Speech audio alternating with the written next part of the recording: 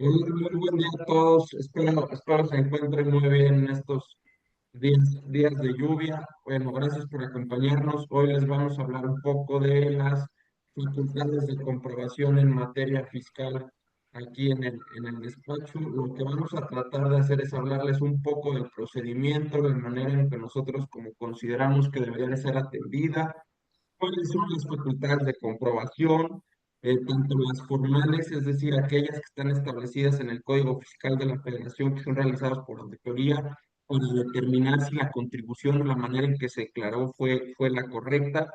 Y por otra parte, también vamos a hablar un poco de las facultades de comprobación no en sentido estricto, que son prácticas por las áreas de recaudación del Servicio de Administración Tributaria, llámese cartas de invitación o vigilancias profundas que se han venido desarrollando en los últimos años, cartas de invitación con un poquito de más tiempo. Y me presento, soy Luis Fernando Fausto, director del área fiscal en nuestra firma, y vamos a abordar o sobre todo comentar pues el tema de la recaudación y facultades de comprobación. Un poco los datos importantes a mencionar es el año pasado el SAT recaudó 4,95 billones de pesos, 4,3 más por ciento que en el 2023. Este año se espera que las cifras estén alrededor de 5,3 billones de pesos, es decir, igual que el año pasado, un 5% más, por lo cual los mecanismos respecto de control y más bien que de control de presión sobre los contribuyentes van a crecer y se van a estar sintiendo.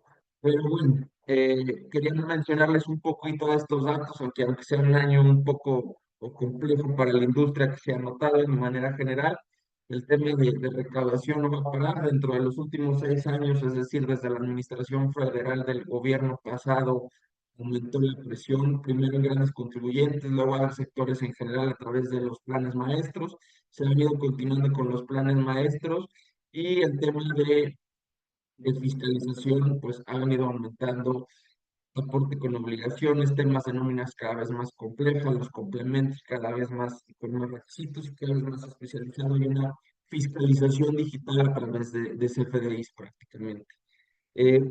Voy a comenzar con cartas invitación y con vigilancias profundas, que es un tema importante mencionar que, como acabo de decir, tal cual, estas no son llevadas por el área de auditoría, como lo son las facultades de comprobación.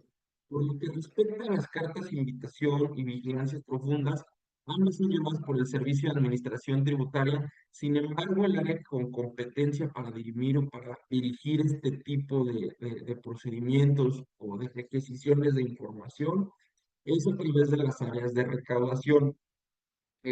Probablemente aquí a varios de nosotros ya nos ha llegado una carta de invitación. Una carta de invitación es un comunicado, tal cual así el SAT es un comunicado a través del SAT, mediante la cual te da a conocer pues, ciertas inconsistencias, por así decirlo, incumplimientos o inconsistencias o incumplimientos que han detectado los sistemas de control o los parámetros de comparación que tiene el Servicio de Administración Tributaria. Estas cartas de invitación llegan o a tu buzón tributario o muchas veces llegan a los medios de contacto. Los medios de contacto son el correo electrónico y el teléfono que se deja ante el orador fiscal. Muchas veces al momento de generar la firma o de renovar la firma, te pide la actualización de estos medios de contacto y es a estos medios de contacto donde llegan estas cartas de invitación. Eh, en algunas ocasiones o alguno de los puntos más comunes o relevantes que llegan es cuando hay un tema o que se pone en un supuesto incumplimiento en diferencias de retenciones de IVA, con lo detectado, lo declarado con lo enterado, o incluso también el tema de IVA es muy común por el tema del pago. Hay veces que se timbra el PUE y detecta como si ya se hubiera pagado, pero en la práctica fue un TPD, se pagó en parcialidades, no ha habido el flujo y no se ha pagado y te llega este tipo de carta de invitación. Otro común es por discrepancias en ingresos mensuales declarados en pagas provisionales de ICR contra los CFDIs. es otro de los casos que llegan a solicitar. Y aquí empezaría con una de las primeras recomendaciones, que es sí contestar las cartas de invitación. Muchas veces o algunos señalan que este tipo de comunicados o este tipo de información no debería de ser contestado hacia la autoridad.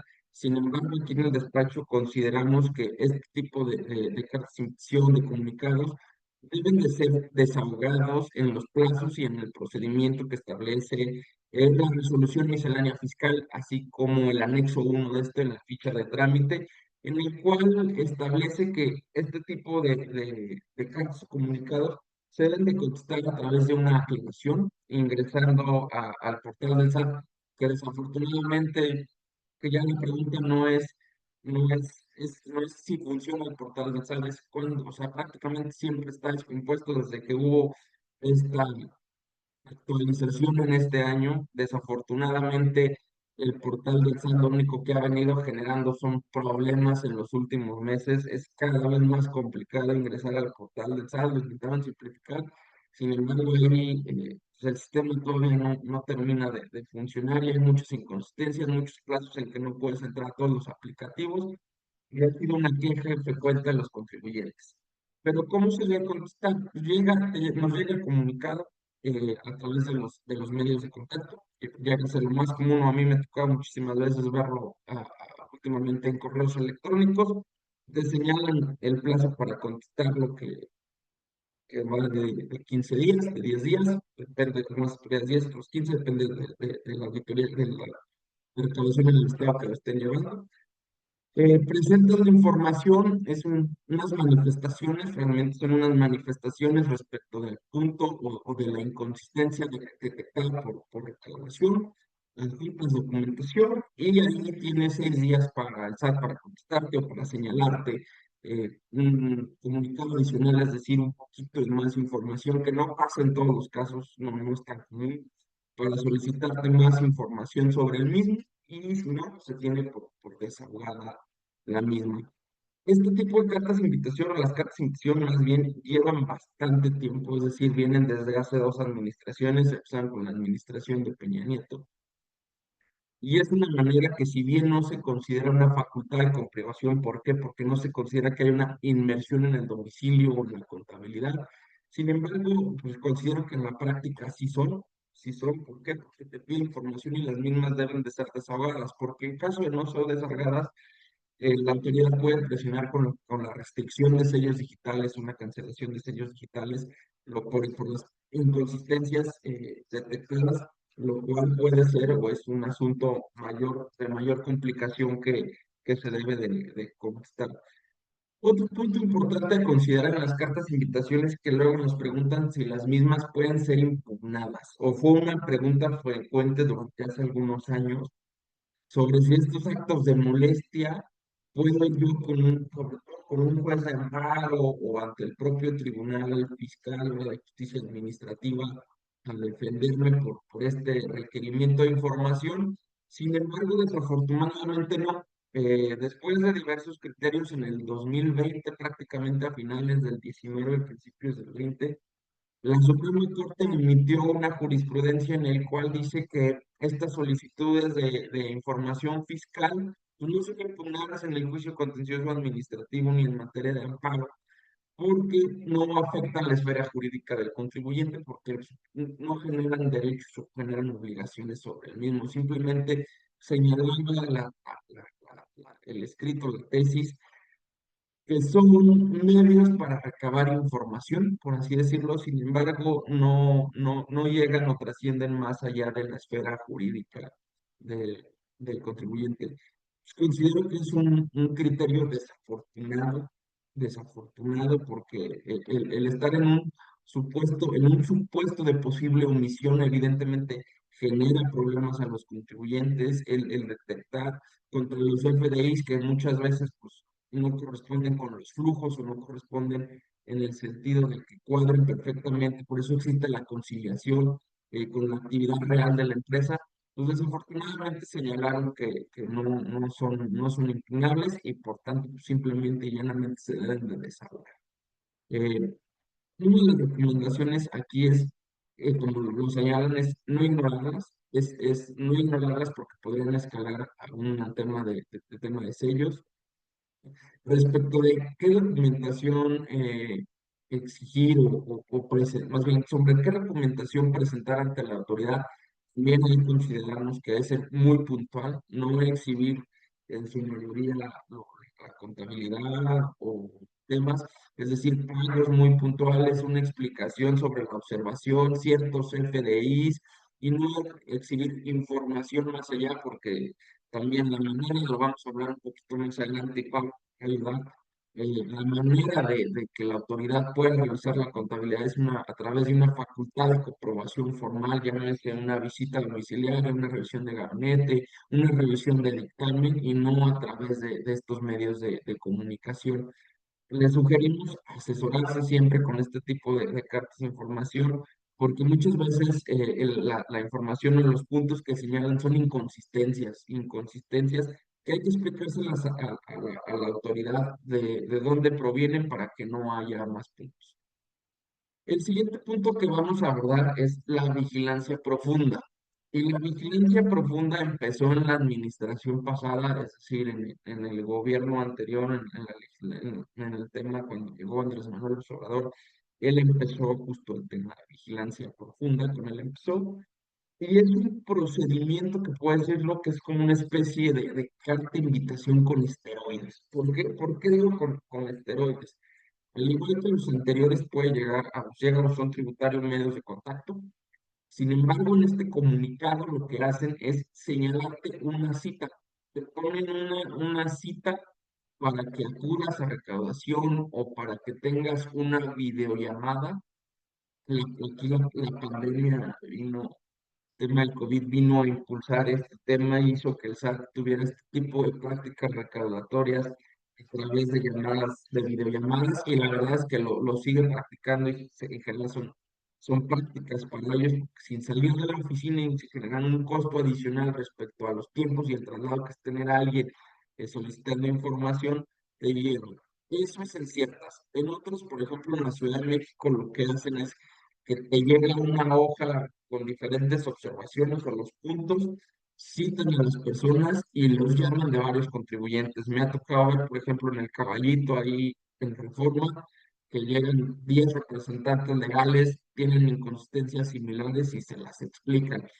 Y así es. El tema de la vigilancia profunda, cada administración lo maneja a su antojo. La verdad es que falta ahí un poco de cómo se revele, pero el procedimiento prácticamente igual. Consiste que el SAT detecta inconsistencias, esta vez quizá un poco más profundas que las llamadas en cartas de invitación. Y es cuando son cantidades sobre todo mayores. Muchas veces en cartas de invitaciones nos ha tocado ver diferencias de hasta pesos, o sea, de diferencia de 10 pesos. Sin embargo, el sistema lo detecta y a través de la carta de invitación te llega. En vigilancia profunda son cantidades mayores o inconsistencias que son un poco más complejas en cuanto a la propia mecánica de cada empresa que por lo mismo se detectan. Te habla de recaudación, que evidentemente lo que intentan es recaudar, es importante señalarlo, es decir, no llega auditoría para ver si lo estás haciendo bien o mal, llega recaudación para incentivarte a un cobro. Y, por ejemplo, algunos de los puntos que son comunes pues, son los ingresos manifestados en la declaración anual, cuando ellos pueden detectar que ahí hay una tipo de diferencia. Los pagos a proveedores de 69B, eso es muy común. Si alguno de los proveedores de alguna de la empresa que hay en un tema de 69B, pues señalan que elimines esa deducción y presentes la complementaria. Presentando la complementaria, pues se abren los pasos para una facultad de comprobación a 5 años. Pues es un tema delicado. A lo mejor el método de pago, como lo dijo, incorrecto, manifestado en el CFDI, un pool, un pago en una única exhibición, en realidad un pago de parcialidades también llega. CFDIs cancelados incorrectamente, últimamente también están llegando ese tipo de observaciones. CFDI de deducciones por gastos y compras, que hay ahí algún tema, pues, las discrepancias de siempre entre ingresos declarados y facturados. también es un tema común, o retenciones del CFDI de asimilar sus salarios o de nómina, también es uno de los puntos que hemos visto que llega. Pero para comentárselas igual, vale la pena, sí, sí deben de hacerlo, atender este tipo de facultades de comprobación. Por ejemplo, ahí Pablo les está presentando un comunicado, que este es el comunicado que llega a través del buzón tributario. Te dicen, presente, como lo pueden ver, esta administración desconcentrada de recaudación eh, detectó estas anomalías y aquí son temas de impuesto al valor agregado, inconsistencia en las retenciones y te las menciona de una manera muy escueta de marzo a septiembre, de enero a octubre, de enero a febrero, por estos periodos. Después de eso, abajo, no es que ya no lo presentamos, te señala una fecha para que, en este caso es una videollamada al contribuyente, una fecha para que el contribuyente en tal día se conecte a un link o acuda, dependiendo como se los digo, lleve su poder o tenga en la mano su poder del representante legal, su identificación y la entrevista o el proceso comienza con eh, acreditar personalidad, como lo acabo de decir, y una serie de preguntas como de legitimidad de que es el verdadero representante legal. Llámese sobre todo por temas del 69B, creo que es un tema de los filtros que hacen eso, y les preguntan, por ejemplo, cuándo se inscribió en el RFC, cuántos empleados tiene, cuáles son las actividades de la empresa, cuáles son los porcentajes, es decir, los datos que aparecen en la constancia de situación fiscal que que de repente cuando no estás tan involucrado o hasta involucrado en la empresa, pues se te olvida cuándo año la fundaron, pero pues son los datos que vienen en el RFC, las iniciales, por así decirlo, y luego la fecha que aparece, pues es la fecha en que se dio de alta ante el RFC.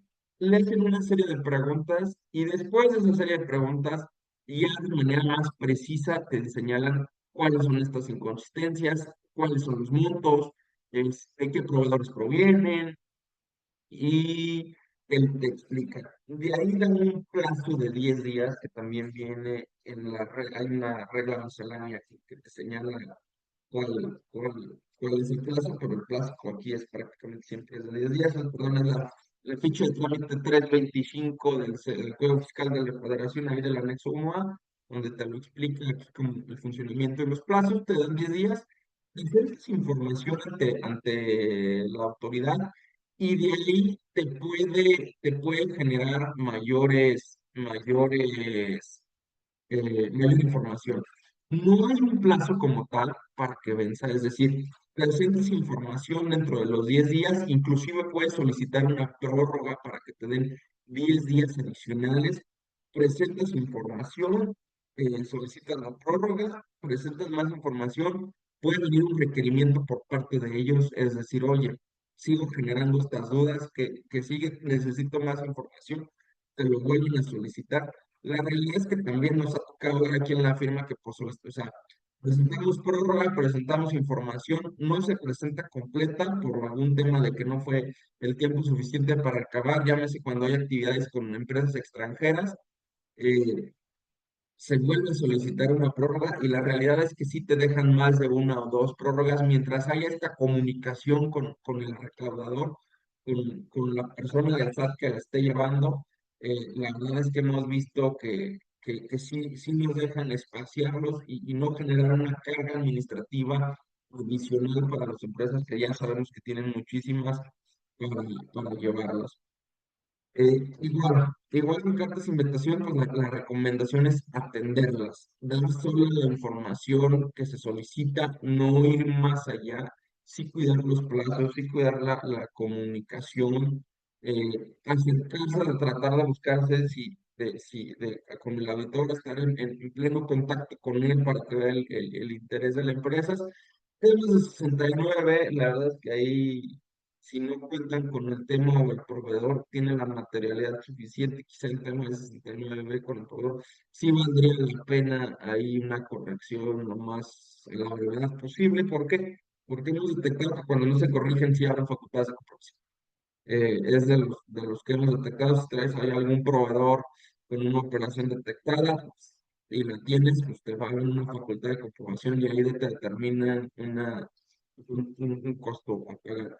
Las desventajas, pues es que hay que corregir y hay que presentar la complementaria y al presentar la complementaria, el plazo de 5 años para que caduque la facultad de comprobación se modifique.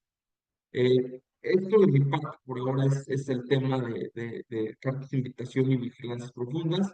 Le voy a compartir el uso de la voz a Pablo del Valle, mi colega, para que nos platique un tema de las facultades ya arregladas, facultades ahora sí realizadas por auditoría respecto a cómo se auditan a los contribuyentes. Y los invito, si han generado alguna duda hasta el momento o quisieran alguna recomendación, que nos las vayan escribiendo en el chat y no se queden al final para irlas desahogando y darle más pues, desahogo en el caso de que tengas dudas o comentarios o que quieran algún consejo respecto de este tipo de molestias por parte de las autoridades fiscales. Perfecto, muchas gracias Luis Fernando. Bueno, como bien comenta Luis Fernando, yo voy a abordar el tema ya, digamos, de las facultades formales que tiene la autoridad fiscal para realizar estos actos de fiscalización o ya comúnmente, o más bien técnicamente denominadas las facultades de comprobación de la autoridad. Estas facultades, de forma general, se encuentran contenidas en el Código 42 perdón, en el artículo 42 del Código Fiscal.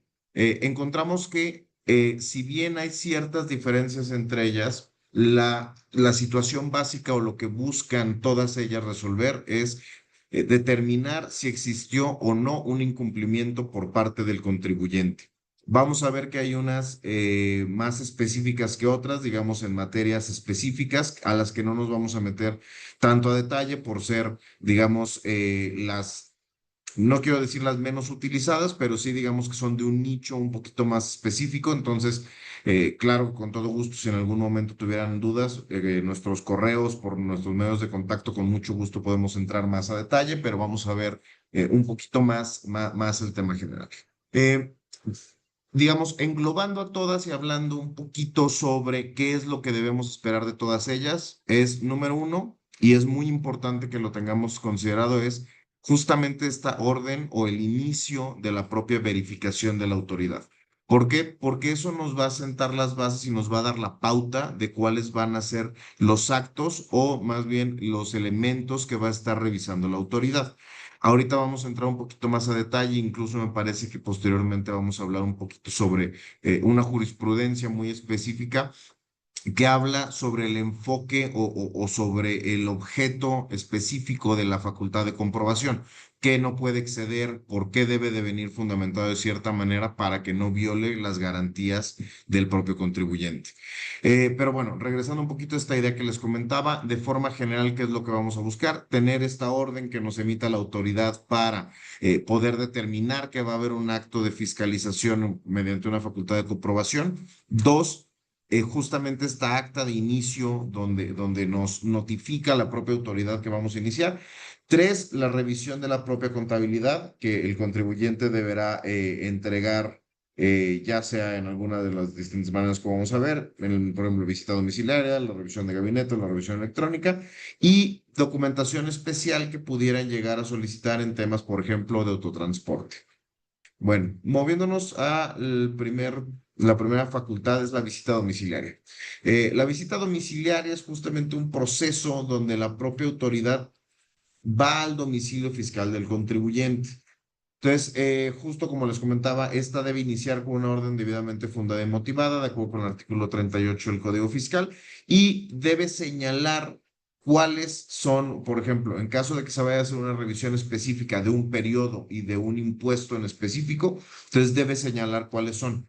Una cuestión importante es la autoridad no debe o no puede llegar a tener una conclusión diferente para la cual está facultada de revisar. Es decir, si ellos están llegando a revisar IVA, deben de enfocarse y de que el análisis concreto de la revisión que emita la autoridad sea de IVA, independientemente de si pudieran llegar por algún otro motivo a hacer una revisión posterior o de algún otro impuesto, de alguna otra situación.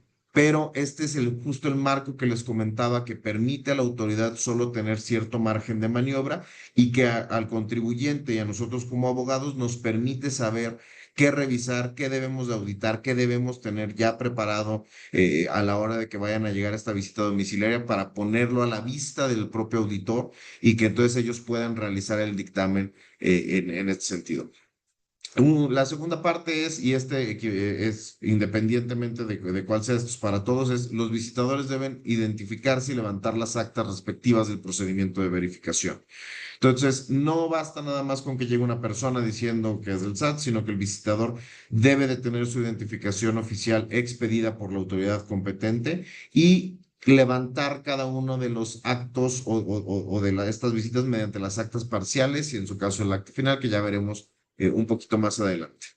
La temporalidad de la visita domiciliaria puede durar hasta 12 meses. Existen supuestos donde se puede prorrogar este plazo para realizarla, sin embargo, son supuestos específicos y deben estar justificados por la propia autoridad de por qué no se está cumpliendo, por qué no se puede cumplir en el plazo ordinario de los 12 meses.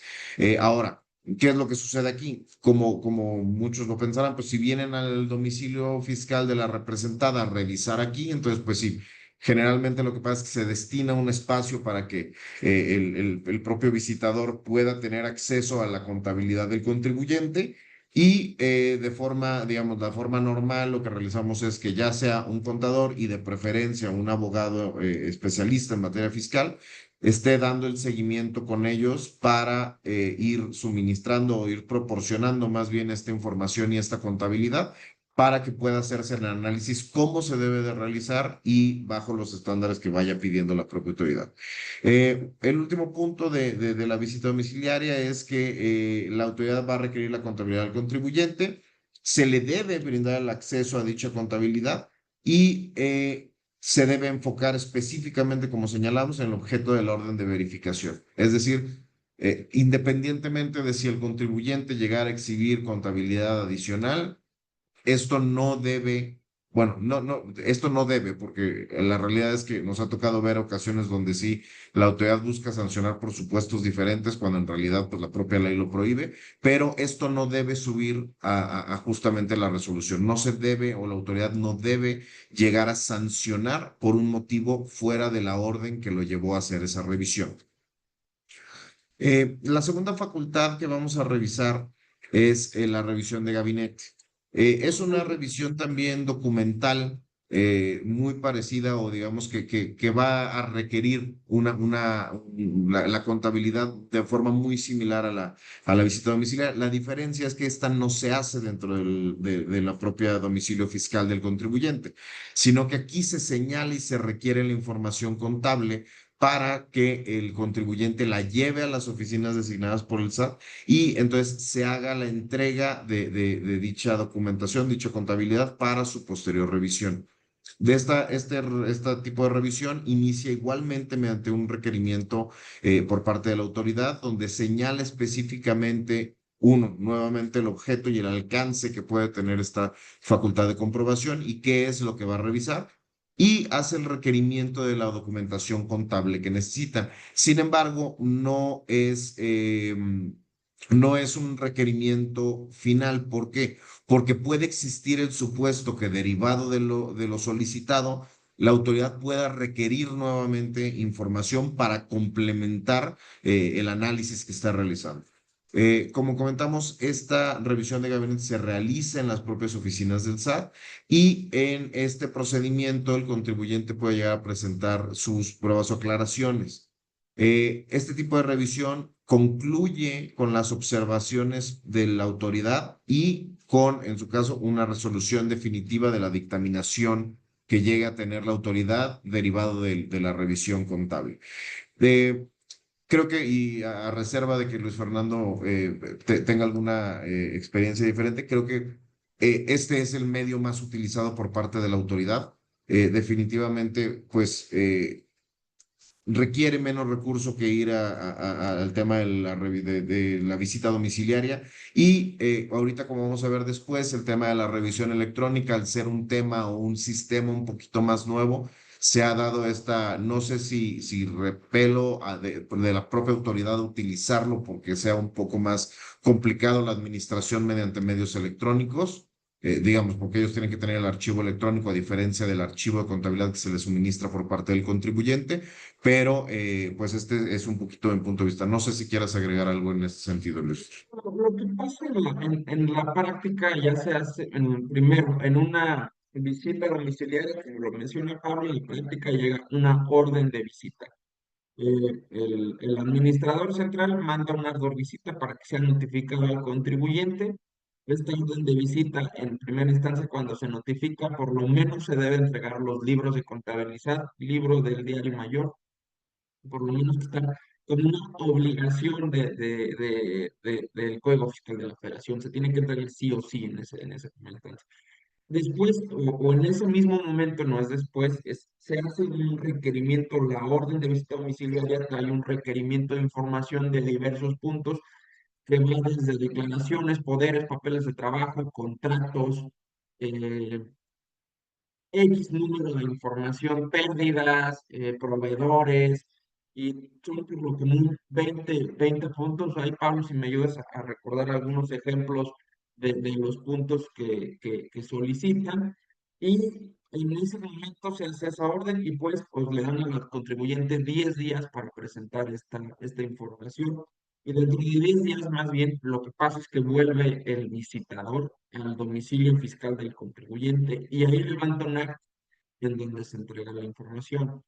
Eso es lo que marca la ley, pero en la práctica, en el código, pues depende de cada administrador y depende de la carga de trabajo de cada quien. La verdad es que mm, pues cada administración es un mundo, inclusive no solo, o sea, desde el nivel del SAT, no es lo mismo la de México, la de San Luis, la de Querétaro, también se apegan en el marco normativo, pero hay administradores más flexibles que otros en el sentido de, pues vaya al SAT, presénteme la información y ya nomás vengo con una situación medio preelaborada, empujamos, adecuamos, señalamos que aquí la desahogamos y listo. Y eso no es un vicio, ¿eh? La verdad es que tampoco lo consideramos como algo para pelearse, lo hace más práctica.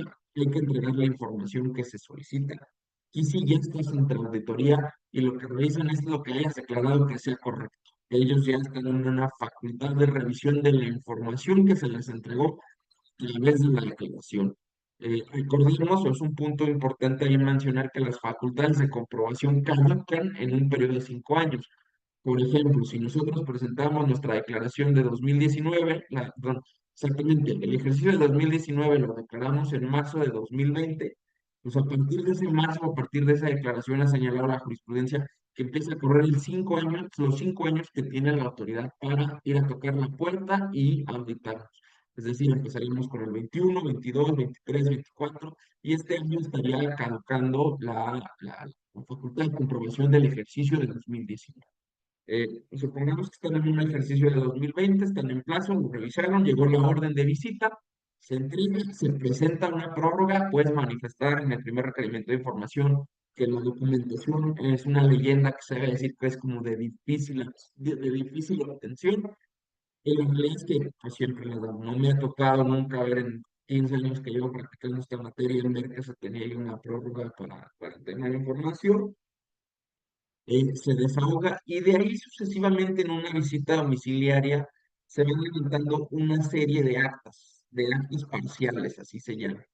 Un plazo importante y un tema importante mencionar es que para cerrar tanto la visita domiciliaria como la revisión de gabinete, la autoridad fiscal, llámese SAT o llámese una Secretaría de Finanzas local, tiene 12 meses. Así lo marcan tanto los códigos estatales como el Código Fiscal de la Federación. Hay un plazo que se puede ir a 48, a 24 meses, perdón, que es el doble en tema de, creo que si no me equivoco, son dos supuestos precios de transferencia y cuando tengan que solicitar información a un país extranjero. Cuando se solicite una documentación en el tema de la filial extranjera, ahí también el plazo lo puede prorrogar. Ojo, un punto importantísimo, le debe de informar la autoridad. No funciona per se. Y se han ganado asuntos señalando eso, que el requisito formal de señalarte o de avisarte que se va a ampliar el periodo de 12 a 24 meses debe estar por escrito y no debe de ser nada más en la práctica, es decir, sí, yo soy como autoridad que me puedo ir a 24 y lo hago sin informarle al contribuyente. No, las facultades de la autoridad están regladas. ¿Por qué? Porque se entiende que es un cateo, tanto la visita domiciliaria o la visita domiciliaria, un cateo, en virtud pues, de que entre el domicilio de los contribuyentes a sus instalaciones. Pero continuando, hacen una serie de actas parciales, van requiriendo información de un proveedor, alguna deducción, un tema de ingresos.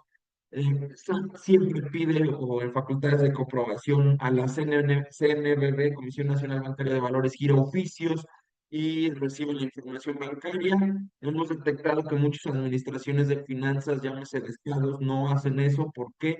Porque los plazos no les dan. Si bien la dificultad está arreglada 12 meses en tema, cuando lo lleva una autoridad estatal por el convenio de colaboración fiscal de coordinación, los plazos son más apretados para ellos porque deben de informarle al SAT con anterioridad a los 12 meses el resultado. Así que muchas veces no piden este tipo de información bancaria a la CNB, lo cual es muy útil. Eh, pero supongo siguen las actas parciales y luego, antes del acta parcial y del oficio de observaciones, deben de llamarle al consejo de administración o al administrador único para que vaya a las oficinas ahí del SAT a que le comenten las omisiones o los hechos detectados. Y aquí ya surgió una controversia sobre ciertos abogados fiscalistas que consideran que no debe de ir el contribuyente para promover un estado de indefensión y tener ahí un argumento de forma que te puede funcionar después. La realidad es que considero que es erróneo. O sea, el SAT simplemente con notificarte que debes de acudir, cumple ese requisito y por tanto tiene esa manera o esa presunción de validez del que tú debes de vencer.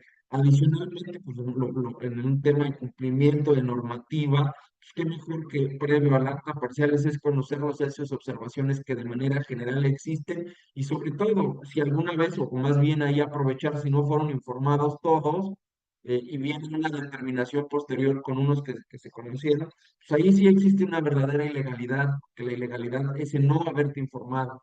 Eso más bien lo consideramos de unas herramientas de que sí acudan a conocer, a escuchar, a ver qué es lo que detectó la autoridad. Nos tocó la última vez con una autoridad local, una empresa una sociedad más bien, que nos tocó ayudar, traían un tema que prácticamente funcionaban con flujo por tipo de contribuyente que es, y la autoridad quería terminarnos con ICL. La verdad es que salimos muy bien librados, ahí se platicó con el administrador, dijimos, oye, funciona por flujo y como que no lo habían detectado, y realmente la observación y el crédito salió muy chiquito de lo que venían contribuyendo. Ahí en esa plática el 90% se cayó, fue más bien un tema de IVA lo que nos terminamos peleando, que lo terminamos peleando en un acuerdo conclusivo, llegaron a un tema de parcialidades y se acabó. Sí vale la pena escuchar a la autoridad. ¿Por qué? Porque también te permite generar estos alegatos y exponer por los errores que en ese momento van detectando. Pero continuando, como les comento, llega la orden de visita, hay actas parciales y después hay una última acta parcial, que en esta te deben de decir todos los hechos y observaciones detectados, te deben de dar 20 días para responderlos y después te dan un acta final. Con esto se cierra prácticamente la visita domiciliaria y todo esto tiene que pasar en 2 meses. Luego ahí están notificando en los últimos días, corriendo, avisando al notificador que si puede atenderlo, si puede encontrarse ese día el representante legal, o que te va a dejar citatorio, que si va a haber alguien, pues están practicando ahí prácticamente persiguiendo al contribuyente para finalizar.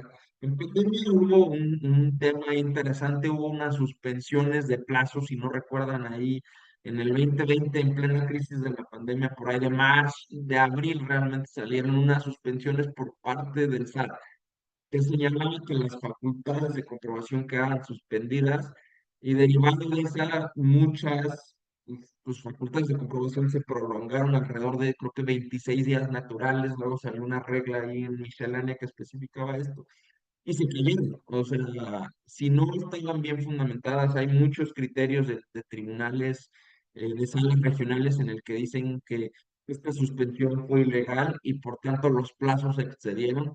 y aquí en la firma tuvimos pues, varias resoluciones favorables con este presidente. Pero bueno, esa es la visita domiciliaria. Ahora, el tema práctico de la revisión de gabinete, como bien lo mencionó Pablo, empieza con un requerimiento de información, en el otro es una orden de visita, aquí es un requerimiento ya per se, que en la práctica de los dos, o sea, la orden de visita también están requiriendo información, nada más es el modo. Y como lo señala, lo que se pasa es que aquí te van requiriendo información, te van solicitando por escrito, pues, se van ante las oficinas de la autoridad, se presenta y la va valorando, es decir, va desahogando y va haciendo un análisis, te va señalando observaciones, te va señalando posibles inconsistencias y la vas desahogando. Igual, tienen 12 meses, tienen que citar con anterioridad al oficio de observaciones, que es como la culminación, por así decirlo, eh, de esto, que es cuando tienen que llamarle al consejo de administración o al administrador único, y una vez que te dan el oficio de observaciones, tienes 20 días para desahogarlo. ¿Cuál es la diferencia? Que entre la visita domiciliaria, es decir, la última acta parcial, y la acta final tienes 20 días, que yo creo que ahí realmente tienes un plazo todavía en la auditoría para exhibir pruebas, para argumentar y para demostrar que alguna de las observaciones es incorrecta y que no aparezca la acta final, es decir, que no te lo tengas que pelear en el crédito fiscal. Una vez que está en la acta final o el oficio de observaciones, la autoridad tiene 6 meses para determinar. En el Estado de México, me parece que si te ahorita finanzas es de los que llaman la atención, son 5 meses, ahí cambia. Aguascalientes, 6 meses, San Luis, 6 meses, Guanajuato, 6 meses, pero el Estado de México son 5, por ejemplo. Y ahí te deben de determinar tu crédito fiscal y ahí empiezan tus procedimientos de defensa.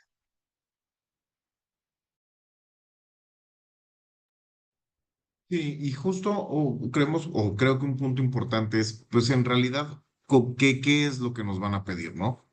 Obviamente la contabilidad y los documentos que nos piden puede llegar a cambiar. Sin embargo, hay que tener, bueno, digamos, un poquito claro que si bien, a diferencia del tema de las propias cartas de invitación y de la propia vigilancia profunda, donde muchas veces la autoridad puede o puede no tener un panorama muy claro de cuál es la situación fiscal del contribuyente. Ya con una facultad de comprobación, ya existe este presupuesto donde la autoridad ya lo empezó a revisar y ya ve inconsistencias, al menos digamos que arroja el propio sistema del SAT.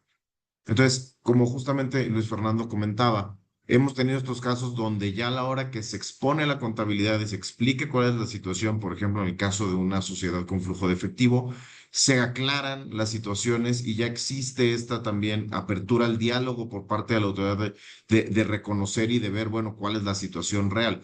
Haya sanción o no haya sanción, que eso es independiente, ¿no? Pero justamente este proceso donde se hace la facultad de comprobación, es todavía este momento que tenemos nosotros para empezar a desahogar. Por ejemplo, es común y digamos de una cuestión base o digamos relativamente simple de temas de impuestos sobre la renta. Normalmente pues, te van a requerir, número uno, toda la acreditación credencial oficial del representante legal, facultades del representante legal. Van a pedir muy probablemente el tema de estados de cuenta bancarios, van a pedir el catálogo de cuentas contables, van a pedir las balanzas de comprobación del contribuyente y ya si son situaciones más en específico, pueden empezar a pedir, por ejemplo, los libros diarios que lleva la sociedad en relación con las operaciones con una persona en particular o algún cliente en particular, ¿no? Esto lo vemos generalmente justamente en temas de 69B, en temas de operación, de simulación de operaciones, donde por el tema de querer justamente quitar o atacar este supuesto o esta práctica, pues lo que se busca es que las personas que hayan llegado a tener CFDI se haga la compulsa y se pueda auditar esta parte para también determinar si un CFDI es ilegal o si el mismo pues es correcto, ¿no? Entonces, dependiendo justamente de la situación puede llegar a este supuesto donde sean, digamos, documentación o contabilidad específica directamente a una persona o un contribuyente y de ahí ya podemos ir nosotros vislumbrando, pues si nos están requiriendo esto, para dónde va la propia revisión, ¿no? Para dónde va esta verificación y con eso armar una verdadera estrategia para saber cómo debemos exhibir ciertas cosas, poner a la disposición la contabilidad a la autoridad para poder nosotros argumentar con ellos en esta etapa de verificación y si es necesario, después en una etapa de recurso o incluso en un juicio ante el propio Tribunal Fiscal. Bueno, siguiendo un poquito con las facultades de comprobación, la siguiente que tenemos y que comenté brevemente es un poco la revisión electrónica, ¿no? Esta, digamos, es, o al menos parecía ser en su momento, la alternativa que tenía el sistema de administración tributaria para el servicio de administración tributaria para que mediante su sistema pudieran hacer revisiones a los particulares, en específico, llegando desde el buzón electrónico y haciéndolo de una forma más rápida y más eficiente, digamos. En general, la revisión electrónica busca o se basa en información propia que ya tiene el SAT. No hace un requerimiento de la información en el sentido que normalmente utiliza los CFDIs emitidos y la propia DIOT para poder determinar inconsistencias entre las facturas timbradas, entre digamos, las declaraciones generadas por el propio contribuyente y de ahí buscar este hilo para poder determinar si existe un incumplimiento o no. Este es digamos, un procedimiento un poquito más rápido, donde el contribuyente tiene sus 15 días para poder responder a la propia revisión y ya puede, y más bien, la forma en la que se resuelve es si se desahoga y se termina con todo, digamos, los supuestos que está buscando el SAT, se da por terminado y en su caso puede existir una resolución en caso de que encuentren elementos para poder llegar a una sanción. Ahora bien, estas tres que ya vimos, la visita domiciliaria, revisión de gabinete y la revisión electrónica, son, digamos, estas generales de las que les había hablado un poquito, que si bien difieren un poquito en la forma en la que se realizan, el lugar donde se realizan, e incluso algunos elementos y los propios tiempos de la propia revisión, existen también verificaciones de obligaciones específicas de los contribuyentes. Por ejemplo, ¿cuáles son algunas de las verificaciones que se generan digamos, más comúnmente? Que es específicamente el tema de la emisión de comprobantes fiscales y avisos al RFC, que por ser, digamos, procedimientos menos laboriosos tienen una verificación especial para que sean más ágiles y en teoría más eficientes. Otra es el uso adecuado de los sistemas electrónicos y controles volumétricos para algunas contribuyentes en específico que son reguladas de forma adicional por legislaciones específicas. Otra es el uso de Marbetes o precintos en envases de bebidas alcohólicas, que pues es específicamente pues, temas de importación. La impresión y la autenticidad de códigos de seguridad en cajetillas de cigarros, la acreditación de legal propiedad de importación de mercancías extranjeras, que pues esto viene por ahí de la mano con el tema que hace algunos años vimos del tema de cartaporte, por ejemplo. Y luego el cumplimiento de requisitos derivados de concesiones, padrones, autorizaciones aduaneras. Entonces, estos son ya verificaciones específicas que va a hacer o va a determinar una instancia específica del SAT. En su caso también, como lo vemos, hay temas de aduana donde las propias aduanas pueden hacer la revisión. ¿Y cómo se hace? Estas se hacen específicamente a menos de que haya supuestos específicos donde por el tránsito, por ejemplo, de mercancías puedan ser detenidas en el momento del tránsito, se hacen mediante visitas domiciliarias conforme al artículo 49 del Código Fiscal. La autoridad, como ya lo veíamos venir, la autoridad facultada y designada es el propio SAT, así como sus áreas de fiscalización y verificación de comercio exterior y de aduanas. Bueno, específicamente en el tema de la revisión de los FDIs y los dictámenes fiscales, queremos hacer digamos, paréntesis. ¿Por qué? Porque si bien el tema de la revisión de los FDIs es algo que se lleva haciendo mucho tiempo, hemos visto que igual en los últimos años ha venido un poquito a más. Por la facilidad de fiscalización y al mismo tiempo también porque digamos, en teoría se está teniendo esta búsqueda o esta intentar eliminar justamente el tema de de operaciones simuladas. Entonces, se ha dado un especial énfasis en la revisión de los propios FDIs. ¿Qué pasa con el tema de los dictámenes fiscales? Existe un supuesto en el propio código donde obliga o parte de la obligación de ciertos contribuyentes es tener los dictámenes fiscales autorizados por contadores públicos. Eh, Aquí, ¿qué es lo que pasa? La propia autoridad, a la hora que se presente el dictamen, puede realizar una revisión del dictamen y en caso de encontrar inconsistencias, puede solicitar o puede requerir al propio contribuyente y al contador público inicialmente para que desahoguen estos requerimientos de información, en el sentido de por qué no cuadran ciertas situaciones dentro del dictamen y la declaración del propio contribuyente y mediante tanto el desahogo del contador público autorizado como en su defecto el desahogo del propio contribuyente, poder llegar a conciliar esas diferencias y uno, que se desestime entonces la observación por parte de la autoridad o en su caso que se iniciara un procedimiento de verificación. Generalmente, tanto en el tema de CFDIs como en el tema de dictámenes, al menos en nuestra experiencia, hemos visto que las observaciones se deben a la inexactitud de los documentos. Es decir, muchas veces error humano o incluso algún error dentro de alguno de los libros que termina trascendiendo a los propios dictámenes o a los CFDIs pueden generar estas situaciones. No es, digamos, regla general que el 100% de los errores los detecta la autoridad, por supuesto que no, pero sí hemos visto situaciones donde llegan por este tipo de errores, incluso aritméticos, a llegar a hacer las observaciones, mismos que digamos, se desahogan de una forma sencilla, se hace la explicación, se hace la conciliación contable, se explica a la autoridad y por lo general no suele haber un acto posterior en caso de que los errores netamente hayan llegado simplemente a este tema aritmético, donde no genera una modificación en cuanto a las obligaciones fiscales pagadas por parte del contribuyente. Bueno, como ya comentaba bien Luis Fernando, dentro de estas facultades de verificación existen las actas parciales y el acta final.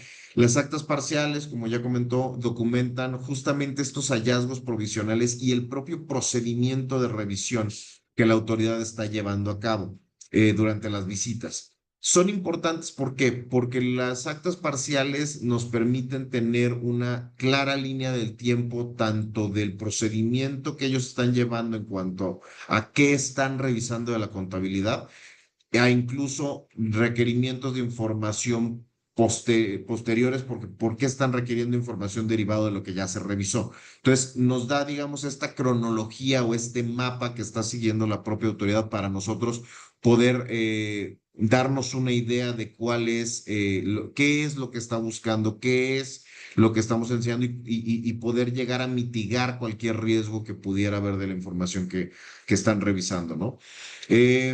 También es una cuestión importante que las actas parciales justamente delimitan las partes o suspensiones momentáneas del propio procedimiento en caso de que haya alguna y en su momento, como se señala después, pues el acta final es justamente este cierre de visita, ¿no? El contribuyente puede manifestar hechos o ofrecer pruebas, justamente pues es esta situación desde la Constitución tenemos de poder que el contribuyente se defienda así, que pueda ser oído y vencido por la propia autoridad, este principio de legalidad donde nosotros podemos justamente decir nuestra parte de la historia, dar nuestros hechos y justamente argumentar por qué el contribuyente lo hizo de buena manera, ¿no?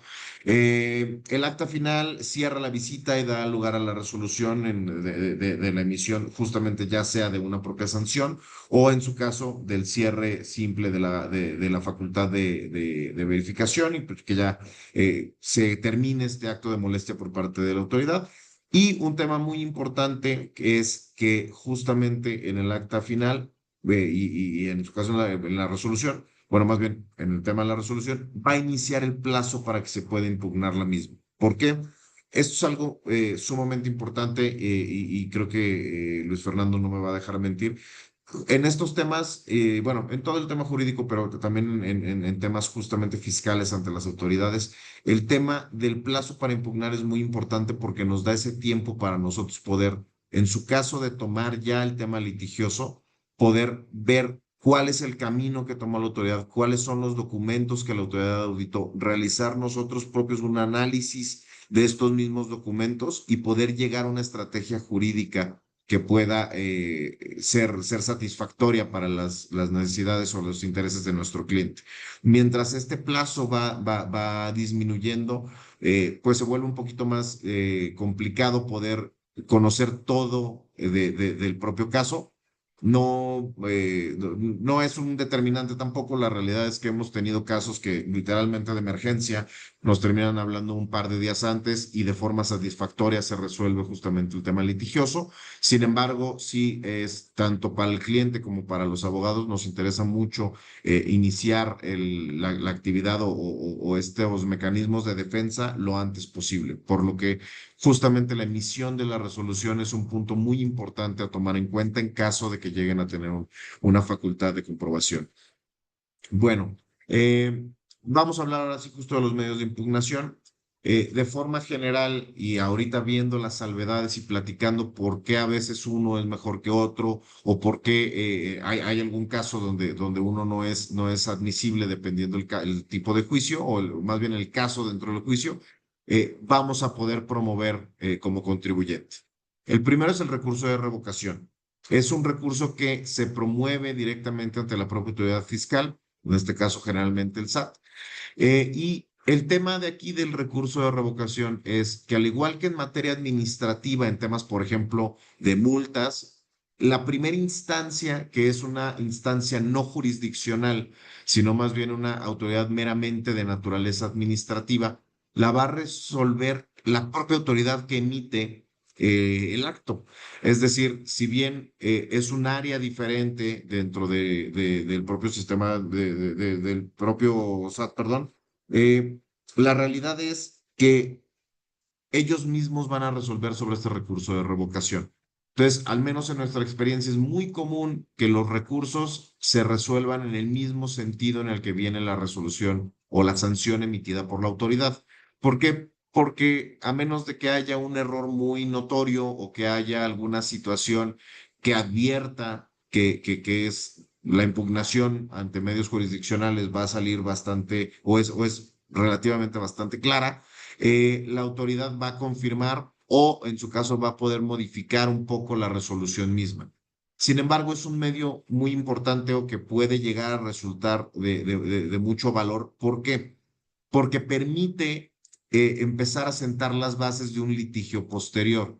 Es decir, se va armando que ya después se invoca el expediente administrativo, donde mediante las pruebas y los documentos o documentales que el propio contribuyente exhibe, vamos sentando, digamos, esta base o este cimiento sobre el cual vamos a construir una argumentación posterior. Nos permite aportar pruebas, nos permite aportar hechos que la autoridad va a tener que aceptar o refutar y que posteriormente pudieran servirnos mucho dentro del propio juicio al momento de exhibir documentación adicional, por ejemplo. No sé si quieres agregar algo en este punto del recurso, Luis Fer. Eh, Justo como lo mencionas, Pablo, creo que los puntos más importantes o el punto más toral de un recurso de revocación, si bien la lleva jurídica de cada administración, que empieza por la auditoría, una vez determinado quien resuelve es jurídica, creo que lo más importante lo acabas de mencionar y es que puedes presentar pruebas. Y esto de presentar pruebas es pruebas que no presentaste durante la auditoría, inclusive. Creo que esa es la clave. Este recurso permite que si por alguna cuestión no tuviste, llamarnos la materialidad que es el caballito de batalla para rechazar las deducciones, es decir, no me comprobaste que tu proveedor realmente te entregó eso o te realizó el servicio intangible pues dentro de la propia auditoría los plazos no te dieron, pues a través del recurso de revocación cuentas con alrededor de 45 días más hábiles para conseguir esta información, presentarla y es una obligación del SAT o del CEFI, en su caso de la autoridad fiscal, valorarla. Creo que ese es el punto más importante. Los plazos, desafortunadamente, ahorita están saturadas todas las administraciones, ya las SAT, y se están tardando, antes iban por medio de 4 a 6 meses, ahorita yo creo que van de 8 a 12 meses o hasta 14 meses lo que se están tardando en resolver un recurso. Y otro punto importante que quizás lo vamos a ver más adelante, pero hablando de recursos, es que la autoridad no puede mejorar lo que dijo el crédito fiscal. ¿Qué es esto de mejorar? Muchas veces el análisis que hace quizás se queda escueto una vez que realizaste manifestaciones y ese mismo no puede ser mejorado o no puede señalar fundamentos adicionales o no puede convalidar los errores que tuvo auditoría. ¿Por qué? Porque justo es quien lo revisa. Si bien es la misma autoridad, en la lástima no funciona en la práctica, pero debería determinar incluso la nulidad y no las valideces de las observaciones, lo cual no pasa y lo que hace es justo enmendar la plana, llamémoslo así. Pues no, esto está prohibido y si lo detectas, cuando salga esta resolución al recurso en un juicio de nulidad, es un argumento fuerte para obtener una nulidad lisa y llana de esta resolución. Creo que valdría la pena, Pablo, antes de irnos a juicio de nulidad, por aquí lo traemos también un tema de Prodecon.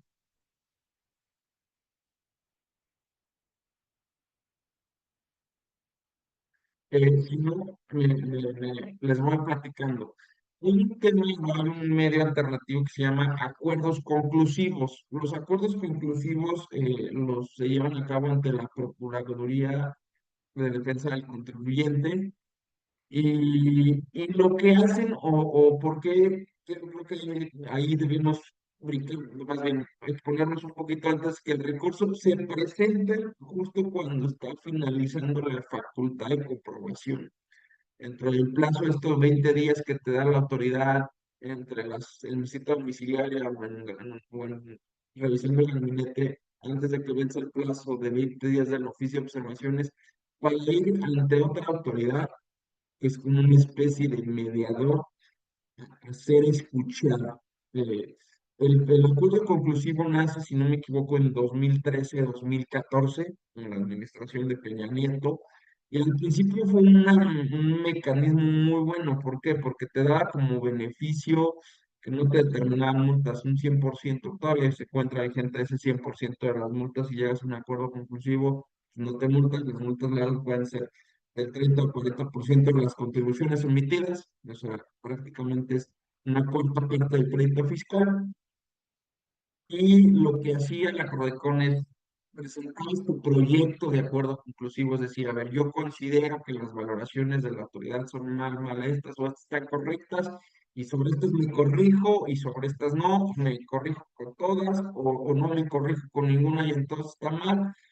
Solicitaba información a la autoridad, le daba derecho de audiencia y después hacía unas mesas de trabajo. Al principio las mesas de trabajo no tenían plazos, ya las mesas de trabajo duran 12 meses, no puede exceder el plazo de 12 meses el acuerdo conclusivo. Y lo que hace es sentarte a ti con la autoridad y a través de este tercero mediador, tratar de llegar a un punto. Perdido fuerza. La verdad es que siguen siendo recomendables, pero han perdido fuerza vinculativa, es decir, antes un requerimiento con colegas que trabajaban dentro del Servicio de Administración Tributaria, inclusive dentro del IMSS, también nos decían que cuando llegaba un requerimiento por parte de información, lo veían con mucha seriedad y lo trataban de desahogar de la mejor manera y señalando toda la información que se necesita. En la práctica es que pues, mis mismos colegas ya lo que señalan, los que siguen ahí, es que no, que es un tema más, ha terminado o dejó de tener este poder coercitivo y sobre todo creo que como nos hemos visto aquí en la firma sobre el tema de restricción de sellos digitales, la verdad es que era un mecanismo muy bueno para conocer el porqué de las cosas y a través de la autoridad de la Prodecon acercarte y levantar esta restricción, pero la verdad es que lo que hace ahora el SAT es darle la vuelta, contestar nada, decir que tiene omisiones, ni siquiera señalar de manera correcta cuáles son, es el mismo formato prácticamente en toda la República, ya ha perdido esta fuerza, cada vez tiene menos dinero por parte de la federación y yo creo que tarde o temprano va a ser una institución que no termine por extinguirse. Sin embargo, hay que aprovechar el tema de las multas, sigue existiendo la ley, si hay manera de acercarse y llegar a un acuerdo para evitar las multas, lo vale, y sobre todo en un tema donde quizá pues, no hay violaciones de forma o la interpretación de la norma pues, se considere correcto por parte de la autoridad, habría que valorarlo, depende de cada situación, sin embargo lo queríamos mencionar. Me vale la pena que ahora sí pues, vuelva Pablo con el tema del juicio de nulidad para pues, terminar con criterios y recomendaciones relevantes en una auditoría y en una defensa en contra de ellos. Sí, claro, ¿no? Y bien, nada más para cerrar un poquito justo este punto de acuerdos conclusivos, pues como bien dice Luis Fernando, pues hemos visto que si bien iguales son buenos para obtener algo de información que necesites para una instancia posterior, la realidad es que pues es un medio que la propia autoridad no respeta. Vamos a ver también, últimamente ha habido muchos intentos o mucho análisis sobre el hecho de implementar medios alternativos de solución de controversia en materia administrativa en forma de conciliación y de mediación. Vamos a ver también cómo sirve y a ver también qué armas o qué garras dota la propia ley para ver si se vuelve algo un poquito más efectivo. Pero bueno, regresando a los medios de impugnación, el siguiente es justamente el juicio de nulidad, que en materia administrativa, pues digamos, es el medio por excelencia para resolver controversias o sanciones por parte de la autoridad. Ya nada más, perdón, para comentarlo de forma concreta, el recurso de revocación para su interposición tiene un plazo de 30 días hábiles para su interposición, de la fecha en que surta la notificación propia de la sanción o de la resolución propia que emita la autoridad. Regresando ahora sí al tema del juicio de nulidad. Esta ya es una instancia judicial. ¿Por qué? Porque justamente el planteamiento difiere. Ya no es yo como contribuyente voy ante ti, autoridad fiscal, a manifestarme y a que tú me resuelvas si tú mismo hiciste bien o mal. Aquí el contribuyente va como parte actora y demanda como autoridad demandada a la autoridad fiscal y digamos, dependiendo del lugar donde estén, van a ser las salas donde se va a interponer, dependiendo del circuito, dependiendo el lugar geográfico donde se encuentren. Y la sala compuesta por magistrados van a resolver esta disputa, ¿no? Eh, Aquí, ¿qué es lo que modifica? Ya en este supuesto, ya es una etapa judicial, como les comento, ya es una demanda como tal, siguiendo todos los pasos y el procedimiento propio de la demanda.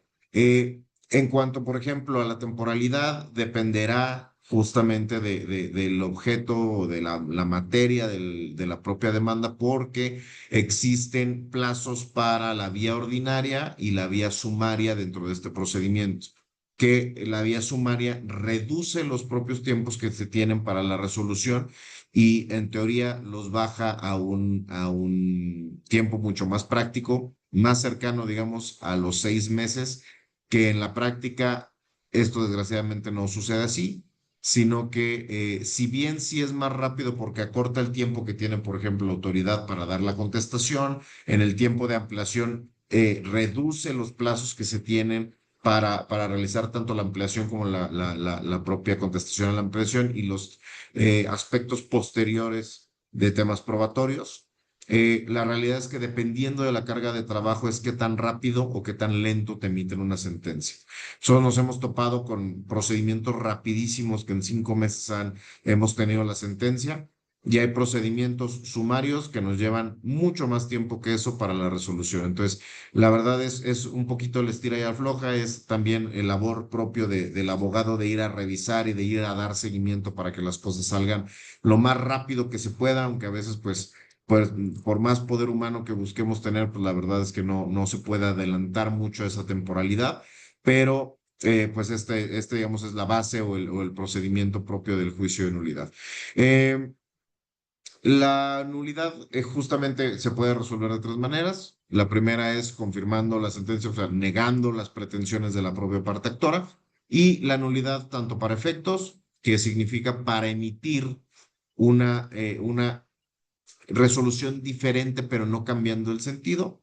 Y por el otro lado, o modificándola, y por el otro lado, una nulidad lisa y llana donde se determina la ilegalidad propia y a todas luces de la resolución administrativa, y que pues es el mejor escenario justamente para el contribuyente. Por último, un punto importante que hay que notar es dentro del propio juicio de nulidad se tiene un procedimiento de suspensión donde permite que la autoridad se abstenga de hacer la ejecución de la propia multa o de la propia sanción. Aquí, y es una salvedad importante que hay que considerar, si bien se puede solicitar primero en su momento la suspensión provisional, al momento en el que sea dictada la suspensión definitiva, se tendrá que cubrir el interés fiscal. Es decir, hay diferentes maneras que justamente corresponden con algunas otras materias y el propio tema fiscal, pero existe la posibilidad de hacerlo mediante una fianza, puede ser mediante la hipoteca de algún bien, puede ser mediante el propio pago en devolución posteriormente, que es normalmente lo que mucha gente opta por hacer. ¿Y qué es lo que sucede? Que en su momento, para que no lleguen a ejecutar mediante un embargo o un requerimiento de cobro en específico, lo que pasa es que terminan pagando esta multa o esta sanción, y una vez que se decreta la nulidad lisa y llana, la propia sentencia obliga a la autoridad a que se reintegre el monto pagado más la actualización del tiempo que haya pasado en juicio. Entonces, es una cuestión importante a considerar. De igual forma, el plazo para la interposición del juicio de nulidad es de 30 días hábiles a partir de la fecha de que surte efectos la resolución. Por último, tenemos el juicio de amparo indirecto, que, bueno, el juicio de amparo definitivamente no es una cuestión exclusiva de materia fiscal o administrativa, pero sí es un juicio que se puede utilizar. Se promueve, a diferencia del juicio de nulidad, ante Poder Judicial Federal, el otro siendo el Tribunal Federal de Justicia Administrativa, que es un ente diferente y desincorporado justamente al Poder Judicial Federal. Este es un juicio de garantías, digamos, es un juicio constitucional que vela por las garantías de las personas y los contribuyentes, por lo que el objeto del mismo debe ser la inconstitucionalidad de un acto. Entonces, esto nos pone una situación un poquito más, no quiero decir compleja, pero nos pone un elemento adicional que es la relación que tiene con las antes garantías individuales, ahora derechos humanos que contiene la Constitución Política de nuestro país, y se busca o lo que busca inicialmente es la inconstitucionalidad propia de una determinación, por lo que no es aplicable para todos los casos de inicio, pero en su momento podría llegar por un acto propio de la autoridad que viole, por ejemplo, garantías de legalidad, temas de legalidad tributaria. Podíamos llegar a utilizarlo, pero es ahora sí que más casuístico y tenemos que revisar el caso concreto para poder ver si brinca este supuesto y poder utilizarlo como un mecanismo de defensa.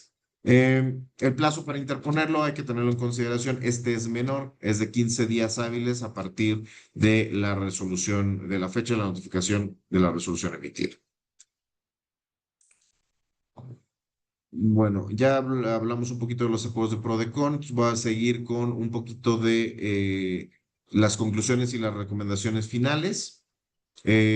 Bueno, primero, y como ya habíamos mencionado, o Luis Fer mencionó un poquito al principio, lo primero que recomendamos es siempre atender las cartas de invitación y la vigilancia profunda, porque puede evitarte justamente llegar a tener que defenderte en facultades formales de verificación. Creo que sí lo comentamos, pero lo voy a repetir. Eh, las cartas de invitación, la vigilancia profunda, muchas veces sí tienen un motivo detrás, pero también hemos incluso visto y escuchado de la propia autoridad que hay campañas donde se mandan cartas de invitación para que los contribuyentes lleguen, independientemente de si saben o no saben que hay una omisión por parte del contribuyente. Entonces, no debemos dar por sentado, uno, que si están iniciando estos procedimientos de preverificación, vamos a llamarles, ya tienen algo o la autoridad ya está revisando algo. Puede ser que sí, puede ser que no, pero del otro lado del espectro no podemos simplemente decir no tienen nada y pues bueno, no voy a contestar la carta de invitación, ¿no? Creo que es un buen punto de partida que en cuanto llegue uno de estas cartas de invitación o temas de vigilancia profunda, se tenga por parte tanto del equipo contable como de la propia administración de la compañía o del cliente, buscar este acercamiento con un asesor fiscal, porque creo que sí es importante, pero además tener esta disposición de poder atenderlo y no esperar hasta que llegue el momento de una facultad de verificación. El segundo es conservar el orden en la contabilidad y de la documentación porque facilita el desahogo de los requerimientos y una posterior defensa, ¿no? Al final, sabemos que igual y no es el tema más sencillo tener la contabilidad de forma ordenada, pero es algo que puede redituar mucho al momento de tener una verificación. ¿Por qué? Porque la verificación podría llegar el supuesto que desde una factura faltante o un libro que esté mal acomodado puede llegar a tener observaciones que podrían llegar a emitirse o ser el motivo o el origen de una sanción posterior. Siendo que pues, la realidad es que si se tiene la contabilidad bien conservada y bien ordenada, se evita definitivamente estos supuestos y limita mucho la propia interpretación que tiene la autoridad, puesto que como se le exhibe toda la contabilidad de una forma pues bastante ordenada y concreta, la propia contabilidad cuenta la propia historia que el SAT está buscando, ¿no? El siguiente es contar con la asesoría especializada en cada etapa del procedimiento porque brinda la oportunidad de defenderse y evitar sanciones. Regresamos a lo mismo. Si desde una carta de invitación se atiende de una forma eficiente, se brinda la información y las propias pruebas que pudiéramos nosotros emitir ante la autoridad, puede existir la posibilidad o es altamente factible que la autoridad desista de perseguir posteriormente una facultad de verificación, ¿no? Incluso en el sentido de, bueno, si llegan y determinamos que sí existía una situación con la carta de invitación, se puede hacer la propia autocorrección por parte del contribuyente para que no exista esta sanción y el contribuyente llegue a estar de nuevo en orden en sus actividades fiscales. Hay que recordar que el tema de la autocorrección sirve siempre que no exista una facultad propia de la autoridad. Entonces, las cartas de invitación permiten, en su caso, llegar a este supuesto donde se haga la autocorrección y facilitar o evitar que haya un acto posterior. Por último, señalar que cada caso es diferente, por lo que se debe realizar un análisis de todos los requerimientos y de todos los actos de revisión de la autoridad. La realidad es que hemos visto casos donde nos dicen, bueno, pues que me habían llegado 4 cartas de invitación y nunca tuve problemas.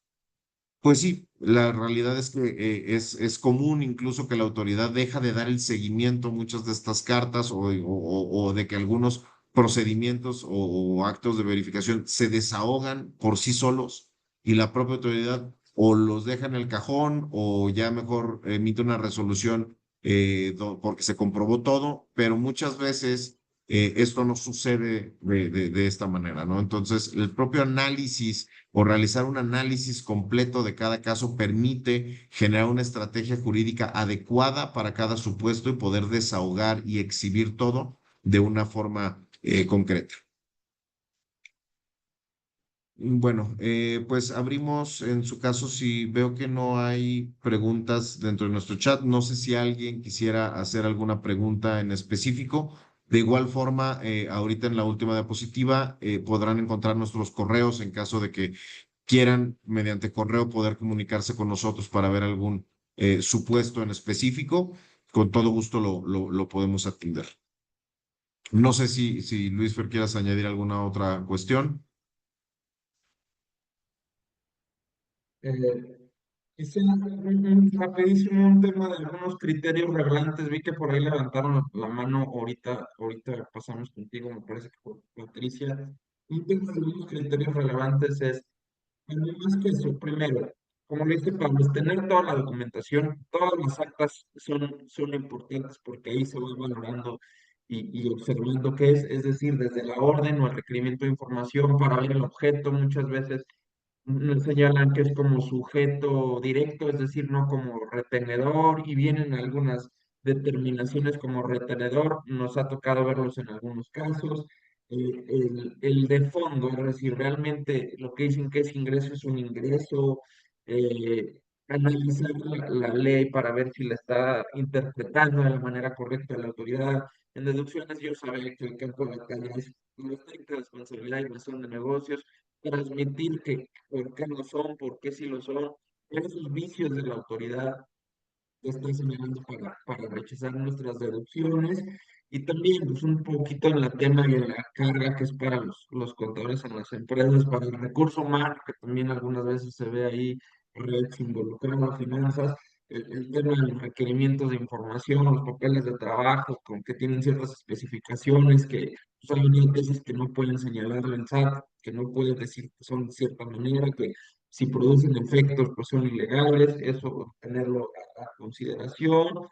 Un punto más, que sea un punto formalista, es que los visitadores no pueden ser testigos en las actas, no pueden señalarse o firmar como testigos en las mismas, no pueden solicitar datos personales de terceros, pues tener las compulsas, el objeto como se los señalé, y la manera, los requisitos formales de cómo debe presentarse el visitador, pues hay que respetarlos y hay que observarlos en cada una de las actas. Vi que levantaron la mano, me pareció, dos personas ya levantaron la mano. Eh, Adelante, no sé si les puedes ayudar con el micrófono, Pablo, o si nos pueden ayudar con la pregunta en el chat y se las contestamos. Listo, ya habilité el micrófono.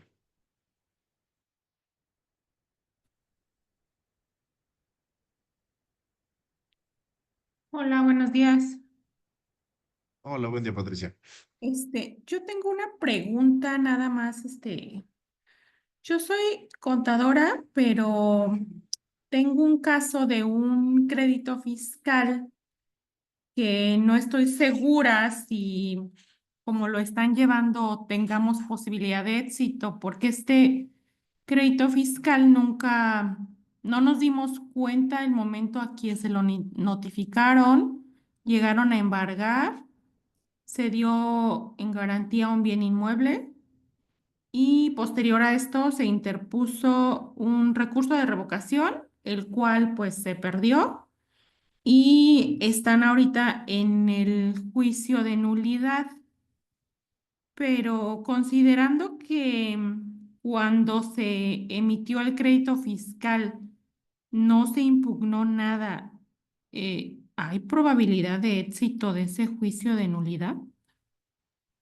Claro, mira, pues la realidad es que ahí, como el juicio ya está interpuesto, es la cuestión de ver cómo está también justamente armado o estructurado la propia demanda, ¿no? Si como me comentas, uno de los temas relevantes justamente es el inicio del procedimiento administrativo de ejecución. Al final es un procedimiento donde para llegar a embargar, sí se requirió que adicional a haber emitido el crédito fiscal, se iniciara este procedimiento de forma formal, con su notificación, con las formalidades propias que establece el propio código y la ley federal del procedimiento administrativo.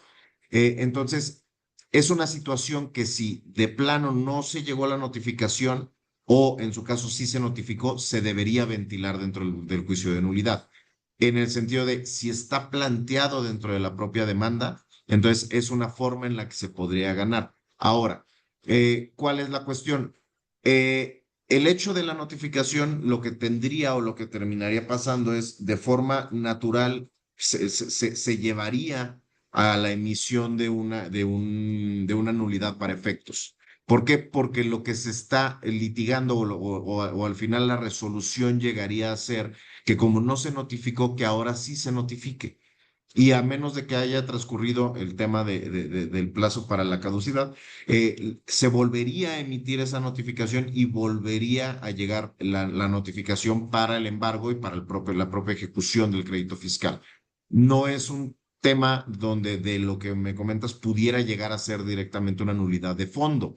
Sin embargo, con la nueva notificación se puede volver a pelear el fondo propio del asunto y en su caso ya esgrimir una estrategia, la misma o una estrategia diferente, pero para pegar justamente en el fondo y llegar a una nulidad lisa y llana. O También sea, dependiendo, perdón, sí, realmente, o sea, todos se notificaron, sí, lo del crédito fiscal y lo del embargo, solo que lo del crédito fiscal nunca nos dimos cuenta.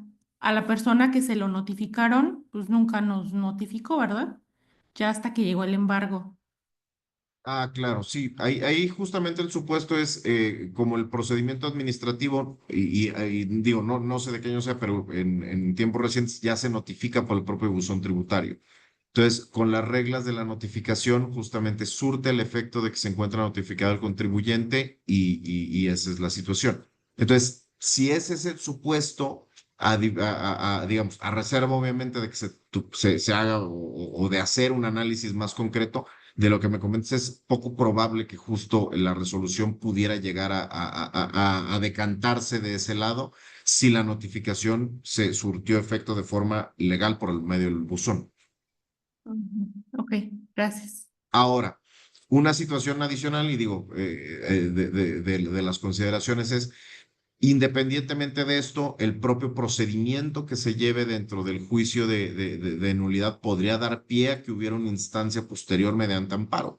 Sin embargo, pues ya son situaciones donde el propio estudio de la propia demanda, de la propia resolución, de la propia sanción, del propio procedimiento administrativo, tendría que realizarse para poder ver si es sujeto a buscarlo por ese medio y que en qué temporalidad estamos también para poder saber qué otras opciones podrían existir. Ok, gracias. No, de qué. Me parece que ya no tenemos ninguna otra pregunta. De igual forma, paso a la última diapositiva donde podrán encontrar nuestros correos en caso de que eh, gusten tener una plática posterior de esto, surja alguna duda, incluso el propio material que compartimos. De igual forma, me parece que el propio webinar lo subimos a nuestras redes sociales, entonces si quisieran reverlo, pues ahí lo pueden encontrar. Y tanto el licenciado Luis Fernando como yo estamos a la orden en caso de cualquier tipo de asesoría o situación que pudiéramos apoyarles, tanto en tema fiscal como en tema administrativo y regulatorio. Entonces, pues les agradecemos a todos su atención el día de hoy por acompañarnos y pues nos ponemos nuevamente a la orden para cualquier cuestión en que podamos apoyarlos. Que estén muy bien y que tengan un buen día. Gracias.